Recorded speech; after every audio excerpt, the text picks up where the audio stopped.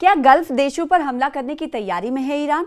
जी हाँ, एक ऐसी रिपोर्ट सामने आई है जिसके बाद ये खदशात बढ़ गए हैं, ये आशंकाएं बढ़ गई हैं कि वाकई में ईरान गल्फ कंट्रीज को निशाना बना सकता है। आखिर वो कौन सी रिपोर्ट है, इस वीडियो के जरिए पूरी तफसील, पूरी जानकारी आपको देंगे। जी हाँ, will Iran attack gulf countries? ये अहम सवाल इस वक्त उठ रहा है क्योंकि एक ऐसी रिपोर्ट है जिससे सनसनी मच गई है। अमेरिका और ईरान के बीच तनाव लगातार बढ़ रहा है। पाकिस्तान दोनों देशों के बीच समझौता कराने की कोशिश कर रहा है। इसी बीच इजरायली मीडिया ने दावा किया है कि ईरान गल्फ कंट्रीज और इजराइल पर मिसाइल और ड्रोन से हमला कर सकता है। परमाणु मुद्दे और स्ट्रेट ऑफ हॉर्मुज को लेकर हालात बेहद संवेदनशील बने हुए हैं। अमेरिका और ईरान के बीच तनाव बरकरार है। पाकिस्तान दोनों पक्षों के बीच तनाव खत्म कराने और डील कराने की कोशिश में है। बीते बुधवार को पाकिस्तान के इंटीरियर मिनिस्टर यानी गृह मंत्री मोहसिन नकवी ईरान पहुंचे और ईरानी गृह मंत्री और राष्ट्रपति के साथ बातचीत की। इस बीच इजरायली मीडिया ने दावा किया कि ईरान में चल रहे समझौते के बीच गल्फ देशों पर हमले कर सकता है। इजरायली मीडिया की इस रिपोर्ट से हलचल मच गई। इजरायली मीडिया आउटलेट्स में क्या कुछ लिखा गया वो आपको विस्तार के जरिए बताते हैं। जेरूसलम पोस्ट में ये दावा किया गया है, उस रिपोर्ट में ये दावा किया गया है कि हो सकता है कि ईरान गल्फ देशों और इजराइल को निशाना बनाने के लिए एक अप्रत्याशित मिसाइल और ड्रोन हमले की योजना बना रहा हो। ये चेतावनियां वरिष्ठ इजरायली सेना अधिकारियों और रक्षा मंत्री इजराइल कॉट्स के बीच हुई सुरक्षा परामर्श के दौरान सामने आई है। विदेश मंत्रालय के प्रवक्ता इस्माइल बगाई के हवाले से कहा गया है कि हमें अमेरिका के विचार मिल गए हैं और हम उनकी समीक्षा कर रहे हैं, यानी जायजा ले रहे हैं। वहीं बुध को ज्वाइंट बेस एंड्रयूज में पत्रकारों से कहा गया कि हालात बेहद नाजुक हैं। उन्होंने समझौते को लेकर ईरान की ओर से सही और संतोषजनक जवाब की मांग की और चेतावनी भी दी। उन्होंने ईरान को चेतावनी देते हुए मीडिया से कहा कि यकीन मानिए कि अगर हमें 100% सही और संतोषजनक जवाब नहीं मिले तो चीज़ें बहुत तेज़ी से बिगड़ सकती हैं। गौरतलब है कि ईरान अमेरिका के सामने झुकने को तैयार नहीं है। ईरान की तरफ से रोज़ नित नए बयानात दिए जा रहे हैं और ईरान से बयान नहीं दे रहा है बल्कि कागज़ का भी सहारा ले रहा है, यानी कई ऐसी प्रस्ताव भी ईरान की तरफ से अमेरिका के सामने रखे जा चुके हैं पाकिस्तान की सालिसी में, जिसे हम सब ने देखा। और एक बार फिर से ईरान ने कुछ अहम पॉइंट्स के साथ अमेरिका से बातचीत करने की रजामंदी की है और इस मर्तबा भी पाकिस्तान की तरफ से सालिसी का किरदार अदा किया जा रहा है। पिछले दिनों जो अहम पेशरफ्त हुई, आपने देखा कि अब्बास अराक्ची भारत आए और अभी मौजूदा परिप्रेक्ष्य अगर देखें, मौजूदा मंजरनामा पूरे मिडिल ईस्ट का देखें तो पाकिस्तान के लीडरान की तरफ से इराकी लीडरों से मिलना भी कहीं ना कहीं इस पेशरफ्त को हवा देता है। तो ईरान अमेरिका के सामने आपको मालूम है कि झुकने को तैयार नहीं है। पिछले दिनों आपने देखा था कि डोनाल्ड ट्रंप की तरफ से ये कहा गया कि अगर ईरान नहीं मानेगा तो हम उस पर हमले कर सकते हैं, दोबारा हमले कर सकते हैं और ये हमला कभी भी हो सकता है। जिस पर ईरान ने कहा कि वो डरता नहीं है, उनकी जो उंगलियां हैं वो ट्रिगर पर हैं। अगर अमेरिका ऐसा चाहता है तो उसका जवाब भी ईरान जो है भरपूर तरीके से देगा, और ना सिर्फ भरपूर तरीके से देगा बल्कि पहले से ज़्यादा मजबूत तरीके से ईरान जवाब देने की कोशिश करेगा, ये ईरान कह रहा है। ओमान के साथ मिलकर स्ट्रेट ऑफ हॉर्मुज को रेगुलेट करना चाहता है। ईरान का दावा है कि स्ट्रेट ऑफ हॉर्मुज पर उसका पूरा कंट्रोल है।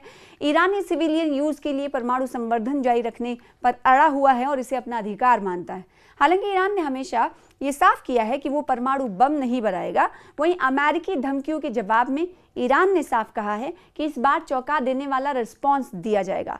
देखिए, जब ईरान या कोई देश ऐसा कहता हो, वो देश जिसने एक वॉर के दौरान भी अपनी एक इमेज बनाई हो, वो अगर इस बात को कहता है तो इस बात में बहुत गहराई है। ये जानकार मानते हैं कि ईरान के पास, ये हम सभी को पता है कि उनके पास खोने के लिए बहुत कुछ नहीं था। ईरान की जानिब से जो लड़ाई लड़ी जा रही थी वो लड़ाई बेहद एक अहम मकसद के तहत लड़ी जा रही थी। जबकि अगर बात अमेरिका की करें, अमेरिका और इजराइल कहीं ना कहीं अपना कंट्रोल हासिल करने के लिए और अपनी ताकत दिखाने के लिए लड़ाई लड़ रहे थे। उन्हें उनसे पैसा चाहिए था, या यूं कह सकते हैं कि आप एक तरीके से फाइनेंशियल वॉर उनकी तरफ से लड़ा जा रहा था, लेकिन ईरान अपने एग्जिस्टेंस की लड़ाई लड़ रहा था, वजूद की लड़ाई लड़ रहा था। तो जानकार ये मानते हैं कि जब कोई मुल्क या जब कोई शख्स वजूद की लड़ाई पर आ बनती है तो इस लड़ाई को आखिर दम तक वो लड़ने की कोशिश करते हैं, भले ही सिर्फ 4 शख्स ही क्यों ना बचे।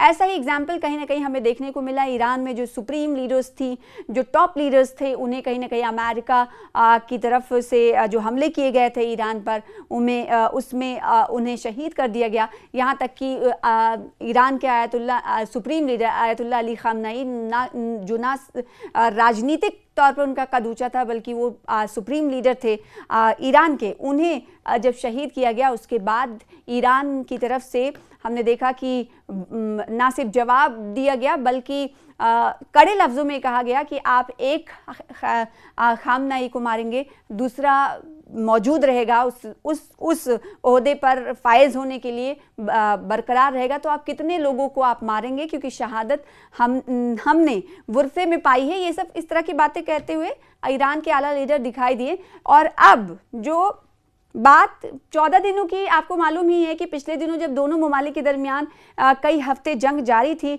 उसके बाद 14 दिनों के हवाले से सीज़ फायर नाफिज किया गया और फिर इस सीज़ फायर की डेडलाइन भी ख़त्म होते होते दोनों ममालिक को एक बार फिर से टेबल पर, मेज़ पर बातचीत करने के लिए आमादा करने की कोशिशें सालिसों की तरफ से की गई, लेकिन वो नहीं हो पाया। लेकिन इतना ज़रूर हुआ कि सीज़ फायर में एक्सपेंशन कर दिया गया, यानी एक्सपैंड कर दिया गया, उसमें बढ़ोतरी कर दी गई। तो अभी सीज़ फायर लागू है, लेकिन दोनों ममालिक एक दूसरे के सामने झुकना नहीं चाहते। अमेरिका ये कह रहा है कि अगर ईरान इस टाइमिंग को, क्योंकि डोनाल्ड ट्रंप ने कहा है कि हमारी घड़ियां जो हैं, हम टिक टिक घड़ियों को गिन रहे हैं, यानी वक्त को गिन रहे हैं, और जैसे ही हमें लगेगा कि ईरान की तरफ से ज़रा सा भी लचीलापन नहीं हो रहा है तो हम उसे जवाब देने के लिए मौजूद हैं। इस पर ईरान ये कहता हुआ नज़र आ रहा है कि इस बार हम देंगे रिस्पांस चौंका देने वाला, आप करिए आपको जो कोशिश करना है। और दूसरी तरफ स्टेट ऑफ हॉर्मुज के हवाले से भी यहाँ पर बहुत बड़ी कहीं ना कहीं जो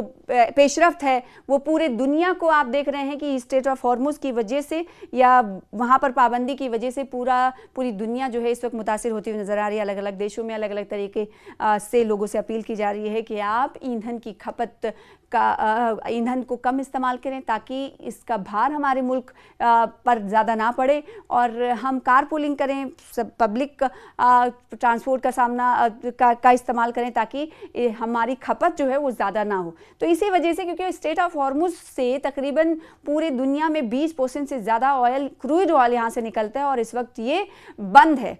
स्टेट ऑफ हॉर्मुज पर ईरान ने कंट्रोल कर रखा है। तो दूसरी तरफ अमेरिका ये कह रहा है कि अगर टोल देकर भी यहाँ से जहाज़ निकलेंगे स्टेट ऑफ हॉर्मुज से तो उन्हें हम रोकेंगे, क्योंकि हम नहीं उन्हें आने देंगे। ये चौधराहट जो है अमेरिका की, वो ये कहना कि स्टेट ऑफ हॉर्मुज से सभी जो शिप्स हैं जो निकल रहे हैं उन्हें आप बगैर टोल के, बगैर पैसे के, बगैर टोल के आप निकलने दें। अगर आप टोल लेंगे तो जो टोल देकर गुजरने वाली शिप्स हैं उन्हें हम नहीं गुजरने देंगे, और इसीलिए यूएस नेवी ने पूरा ब्लॉकेट कर रखा है। तो इन दोनों मुल्क के दरमियान इस वक्त अभी कहीं ना कहीं रस्साकशी चल रही। तो दूसरी तरफ अमेरिका ये कह रहा है कि अभी भी टाइम है, जो हमने टाइम दिया है इसको हमारी कमज़ोरी ना समझा जाए, और बल्कि हम एक बहुत बड़ा हमला भी कर सकते हैं, जिस पर ईरान सीधे तौर पर कह रहा है कि ठीक है, अगर आपको ऐसा करना है तो करिए, इस बार हम चौंका देने वाला रिस्पांस भी देने के लिए तैयार हैं। अब ऐसे में देखना होगा कि आने वाले दिनों में किस तरह से पेशरफ्त होते हुए दिखाई देती है। क्या दोनों ममालिक के दरमियान किसी तरीके से, जिस तरीके से पाकिस्तान सालसी का किरदार अदा एक बार फिर से कर रहा है और ईरान ने फिर से एक पॉइंट तैयार किया है कि वो इन तमाम चीज़ों पर गुफ्तगू करना चाहता है, या फिर ये तमाम शर्तें अगर ईरान मानता है, अमेरिका मानता है ईरान की, तो हम बातचीत करने के लिए तैयार होंगे। इस हवाले से पूरी डिटेल आपको दूसरे वीडियो में मिलेगी।